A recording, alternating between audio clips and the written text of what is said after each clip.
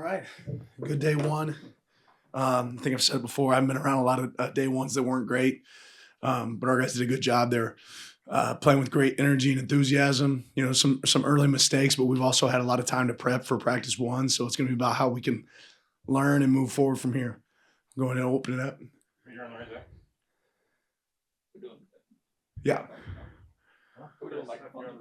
Oh, sorry. I can hear you. A lot of veterans from last year's team gone, a lot of leaders. What's it been like this year to see some of the new guys, some of the young guys kind of take on more of that leadership role? Yeah, we're still in the early phases of that, right? And that's one thing that I was hoping to see today. I saw some of that. Saw some guys stepping up. But we have to develop leadership in this team. You know, we're not returning a ton of experience, but we're returning some really talented players. So it's about those guys stepping up, creating leadership, creating creating standards for our team, and those guys attacking. Front left, James. Will you be playing actual football in the spring game, and why or why not will you be doing that when the trend is to not do that? Yeah, I think it's the best way for us to get better. We're absolutely going to have a spring game, play football in the spring game. You know, you just mentioned new faces. I think that's a great opportunity to create, you know, Otson's one of those places. We have a spring game. It's a game day environment. Creating that environment for those players, the competition that exists in that, and the you know, just our fans, what they bring to that, I think is a huge piece. So for me, it's the right way to cap off the spring. And as long as I'm here, we'll be doing spring games. Second row on the left, Eric. Quarterback's a position you could have gone portal, you didn't. Can you kind of speak to what you liked with the returners and then just broadly this group and the competition for spring? Yeah, I love the group that we got. You know, we got a bunch of cerebral guys, talented guys, some guys that bring different skill sets, you know, in that room. It'll absolutely be a competition. It's competition at every single position on the field for us. And, you know, competition is what makes everybody better. So excited to see those guys grow, but they've done a good job. You know, we've added some wrinkles this offseason that are a little bit different, and they've done a good job absorbing that and executing it. Back row or back left, Matt. Look at this roster and just evaluate what you have, 22 newcomers. Just what stands out, what interests you about your roster for the spring? Well, just that. There's some great players, but they don't have necessarily the same experience that we've had in the past, or at least last year, right? We had a lot of experience last year returning. So we got to figure out what these guys can do. You don't figure that out in one practice, right? And that's what the spring's for. We got a lot of opportunities to step out in the field and figure out what we have. But I think we're a team that can attack you in different ways, and we got to take advantage of that.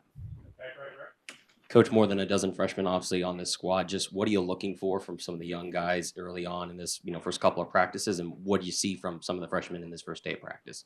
Yeah, I'm just looking for growth, right? Don't let your highs get too high or your lows get too low. I talked to the guys just now about if you had a great practice, don't be satisfied. If you had a disappointing practice, don't be discouraged, right? There's opportunities to grow and continue to improve. If we have consistent growth out there in the field every day, I'm going to be really pleased with that. Decorian Moore, have we seen on Twitter that he's been vocal in workouts so far? Can you speak to a little bit about his leadership and also what he's doing on the field? Yeah, we encourage every single guy in our program. You don't have to be a senior to be a leader, right? You don't have to have experience to be a leader, right? But you have to be willing to put yourself out there. And Decorian, as well as several other players on our team, are taking that lead, right? They're stepping up and taking advantage of opportunities to lead. And that doesn't mean that you don't make mistakes too, right? You'll make mistakes at times, but that doesn't mean you can't learn from mistakes and continue to improve. And it's about just the standard and the consistency across our team. So whoever that might be, if it's a freshman or a senior, a junior or sophomore, a guy that's played 1,000 snaps or a guy that hasn't played a snap, right? We're looking for people to step up. Right here, middle left. Dan, when you look at Dante more specifically, he's a unique player in his experience. How do you strike the balance between mentoring him, you and Will and the staff, and letting him figure it out on his own? I think you're always coaching, right? And I think, you know, within the play and at the practice field, when the ball snapped, they got to solve problems, right? And then in between, that's your opportunity to coach. But the great players want feedback. Right, great players want to know how they can get better, and we've had some guys that have come in here with a lot of experience that want feedback, that want to be coached. So we're going to coach every one of these guys, but while they're out there on the field playing, you got to let them go learn and make mistakes as they happen, and learn from those moments. Right, Jack. I had a chance to talk to you about Dylan Thieneman yet. What was it? Thieneman. Thieneman, thank you. What was it about him that made you want to get him out of the transfer portal? What have you seen from him so far since he's been with the program? Well, he's a dynamic player on film, and then when you meet his family, unbelievable family. A guy that is infatuated with football, right, and infatuated with the extra work. You know, there's probably not a day that goes by that Dylan's not in the weight room getting bonus work, doing extra rehab, getting extra film. his intelligence, all those things are really picking up. Establishing some standards for the DB group and how they're going to operate. I think he's done a great job of that, and I know he's not satisfied. So I love having players here that aren't satisfied, that are looking to get better and improve. I think he saw what Oregon could bring him, and I know he's going to be able to bring a lot to Oregon. Front left, James.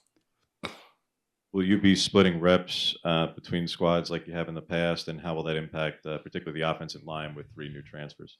Yeah, we'll be doing what we have in the past always. I think it's really important to be able to shuffle players, because injuries happen in season. How do you adapt to injuries, right? How do you see other people, other pieces in place as you adapt? So our teams will change throughout the spring. There's times out there you see the first group are on the field, and you got freshmen out there that are part of that first group. There's times that you see a senior right tackle and you see a freshman right guard, right? And I think that's really important across all positions to challenge us to grow and to figure out how we operate with each other.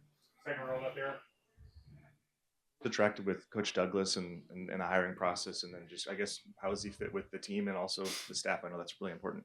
Yeah, I've been really pleased with Coach Douglas so far. The energy that he brings on the field, I think he's looking to coach every single moment. He had obviously some great references with his time with Coach Belichick and some of the other coaches that he's been around. His experience on both the offense and defensive side of the ball, the amount of work and time that he's putting in, to get ahead of the curve. Learning it in the spring is not the easiest thing. He's done a great job of coming in and attacking it and building relationships with those guys. He knows it doesn't happen overnight, so he's working really hard at it, but really pleased with Ross so far.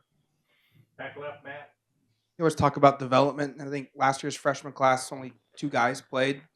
How far along has that group come with a year of development? A lot of them were here this time last year for the first time. What stands out about that group, and has anyone emerged? Yeah, we just had our first practice, Matt. So it's a little early to say emerge, but we always say if you're good enough, you're old enough, right? And we had some young guys that can contribute last year, but maybe weren't ready for the biggest roles. And I think you'll see some of those guys step up and have bigger roles for our team this year. Again, wherever you fall in the pecking order, it doesn't matter. It matters, are you playing above the line football? And if we have a lot of guys that can play above the line football, you'll see a lot of guys on the field for us. Coach, I know it's obviously early, but just are there any similarities you're seeing from this core group from last year's team, and maybe what differences are you seeing from them that are maybe positives that you're looking from this group, obviously after 1 day of practice? Yeah, it's probably too early to assess the differences in this group and last year's group. I think, like I said, I think we have good talent. I think we have hungry players, but it's still early to figure out what's different about this group compared to last year. Known Bear Alexander for a long time. What's it like to finally have him in your program and kind of be coaching him every day? What have you seen from him this winter? Yeah, I'm really excited about Bear. Obviously, it's a guy that's been through transition, but he hit Oregon. He hit it with his feet on the ground and running. Similar to Dylan, he's a guy that's up here every single day trying to get extra football. He takes it very serious. He's a D lineman that's smart too. A lot of times wants to play football almost with a linebacker mentality of being in the right spot, the right gap, taking ownership of his assignment, and really pleased so far with how he's attacked things. Front left, James. Are Jaleel, Kyler, and Matt Bedford going to be limited at all, or are they back to full go? Yeah, I'm not going to get into injuries, but we have several guys that are working their way back in. I know you kind of shape every offseason on its own, but I'm curious on kind of how are you utilizing what happened in Pasadena? Is that something you're incorporating into kind of a motivational tool, or what's kind of the messaging around that? I think life's all about experiences, right? I don't think you pick one experience. I think life's all about experiences. Every day we walk out here, we learn and we grow. And you got to learn from wins. You got to learn from losses. We certainly learned from that one. But this is a new season too, right? That has no impact on our next season. All the wins that we had last year, right? They have absolutely no impact on this next season either. So it's really about focusing on what's next and continue to improve. Back right, Brett. Coach, obviously a couple of contract extensions last week. I just wonder what it means for you to have Tosh and Will inked up for a couple extra years and to have those guys with you on this program for the next several years. Yeah, very grateful to just the University of Oregon, the commitment that they have to our coaches. I think anytime you can have continuity, I feel strongly that we have one of the best coaching staffs in the nation, if not the best in the nation. And when you're able to have continuity, it gives opportunities for improvement, right? Everybody knows kind of how you do things. But then when there's change too, there's an opportunity to grow there as well. So really pleased that, every single one of our coaches is on multi-year contracts, that they're able to be here, for a long time. And at some point, as success happens, there's going to be growth opportunities for them at other places as well. But right now, I think every one of those coaches is hungry to be here, grateful to be here, grateful to be at a place like Oregon. And I know I certainly attain to that as well. Back left, Matt. 3 portal ads along the offensive line. Just what do you like about those guys specifically, and just your thoughts of that unit as a whole going into spring ball, some new faces having to. Well, that's what spring's about, figuring out really where we're at. I think it's important, wins and losses start up front, right? They certainly start up front. And I think that's been a strength of ours here. We've been a team that can, stop the run and a team that can run the ball, on both sides. And that's really important. It matters when it matters most. So the quicker we can get some continuity, the quicker we can get some experience with those guys, the more beneficial it'll be as we move forward. Front right, Zach. We've talked before about using the offseason to kind of get out with your family and explore new parts of Oregon. Curious if you're able to do that at all this offseason, or that's going to be more of a summertime thing. Yeah, we haven't been able to do, but this summer we'll probably be spending the most time we've spent so far just in Oregon. But really, this offseason so far, it's been about trying to capitalize time with our players and have them over at the house, spend time there. Certainly spend some time with family as well, but spend a lot more of it watching flag football games, piano recitals, and band concerts than traveling. Front left, James. Wanted to confirm that Boyle is back from a hardship waiver for 23. Yeah. Back right, Brett.